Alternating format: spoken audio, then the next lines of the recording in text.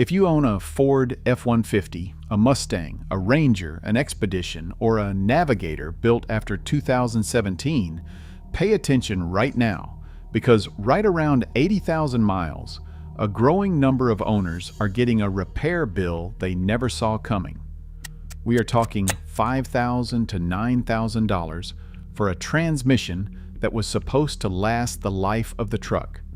This is not a fringe complaint from a handful of unlucky owners. As of early 2023, the National Highway Traffic Safety Administration had logged over 3,400 complaints referencing problems with Ford's 10-speed transmission. Complaints describing vehicles that jerk, lunge, hesitate, and in some cases lose power entirely at highway speed. So today, we are going to break down exactly what is happening inside this transmission, why it keeps failing, and most importantly, what you can do about it before it happens to you. The transmission in question is called the 10R80. Ford introduced it in 2017 across the F-150, the Mustang, the Expedition, and later the Ranger. It is a 10-speed automatic, co-developed with General Motors, and it was marketed as a major leap forward in efficiency and performance. 10 gears means the engine stays in its optimal power range longer, which means better fuel economy and stronger acceleration. On paper, that is impressive engineering, and for a lot of owners it works exactly as advertised. But for a significant number of owners, the first sign of trouble shows up well before the odometer hits 6 figures. The truck starts shifting harshly between second and third gear, or it hesitates when you press the accelerator, or you feel what owners describe as a rumble strip vibration between 35 and 55 miles per hour, a symptom that transmission specialists identify as torque converter clutch shudder. And then one day, without warning, it slams into a lower gear at highway speed. Here is the part that should make every owner of one of these trucks stop and listen. Ford knew about this problem from the very beginning. Ford issued its first technical service bulletin for the 10R80 for 2017 F-150 and Raptor models, issued in March of 2018, while the transmission had barely been in production for a year. A second bulletin followed shortly after, covering 2018 trucks with the same complaint: harsh shifts, bumpy engagement, the same problem, different year. What followed over the next several years was a steady stream of additional bulletins, each one acknowledging the same core complaint across more vehicles and more model years: harsh shifts, delayed engagement, the same internal failure appearing again and again. The root cause is a component called the CDF drum.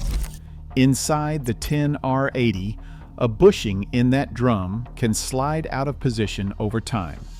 When it does, a seal fails, hydraulic pressure drops, and the transmission begins to deteriorate from the inside out. Transmission specialists have noted this problem gets worse with towing, larger tires, and extended idling, all things that are completely normal for the people who bought these trucks.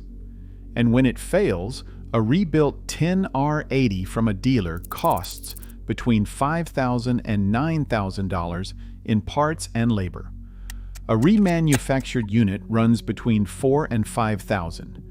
Even if your truck is still under Ford's 5-year, 60,000-mile powertrain warranty, when the problem surfaces, you are right at the edge of that window by the time these failures typically show up.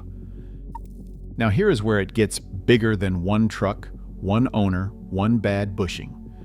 In 2019, a lawsuit was filed in the Northern District of Illinois, O'Connor versus Ford Motor Company, on behalf of F-150 owners alleging defects in the 10R80.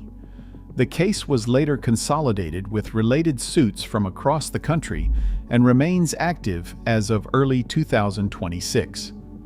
In April 2025, Canadian firm Charney Lawyers filed a national class action covering 2017 through 2025 Ford and Lincoln vehicles equipped with the 10R80, with a certification hearing scheduled for early 2026. And in March 2025, NHTSA opened a formal investigation into nearly 1.3 million 2015 through 2017 F-150 trucks over reports of unexpected downshifts and rear-wheel lockup at highway speed. That probe has since been upgraded to a full engineering analysis, the step that precedes a mandatory recall. It covers both the 6-speed and 10-speed transmissions in those model years.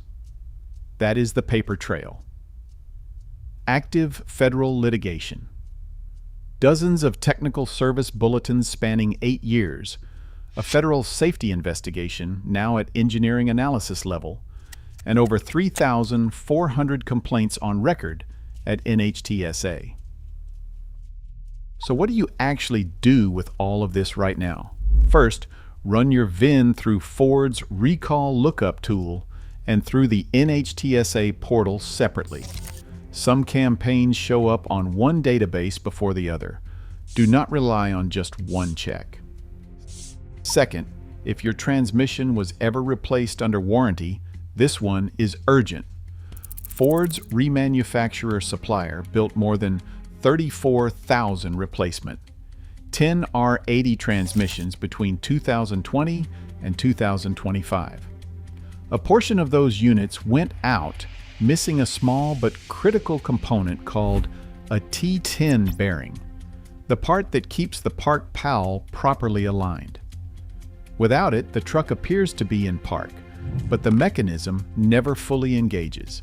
Ford issued a recall in late 2025 specifically for this. If a remanufactured transmission was installed in your vehicle between May of 2020 and June of 2025, check your service records and verify with your dealer today.